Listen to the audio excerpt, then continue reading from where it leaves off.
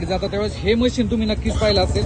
तर मी पिंपरी चिंचवडमध्ये आहे आणि इथे जे इलेक्शन कमिशन आहे त्यांनी ना इथे एक मशीन डेमो म्हणून लावलेले आहे. आता इथून पुढे ज्या पण निवडणुका होतील त्या ठिकाणी हे एक मशीन असणारच आहे, जिथे आपण उमेदवाराचं नाव असतं, त्यानंतर इथे चिन्ह असतं आणि त्याच्या पुढे आपल्याला बटन म्हणजे त्याला मतदान करायचं असतं. त्यानंतर हे नवीन जे मशीन आहे ते ऍड झालेले आहेत. तर संजीव सर आहेत, तर ते आपल्याला आता हे नवीन मशीन काय याच्याबद्दल सांगतील. हा ऍक्च्युअली आपण वोटिंग मशीन हा डेमो आहे. जेव्हा तुम्ही वोटिंगला जाणार आहे त्यावेळेस त्या बूथ मध्ये ह्या दोन मशीन असतात.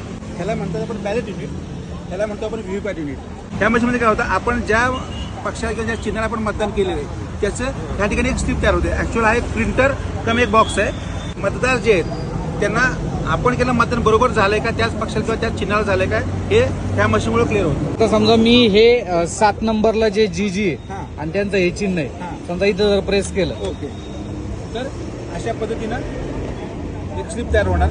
ओके, ती स्लिप तुम्हाला 7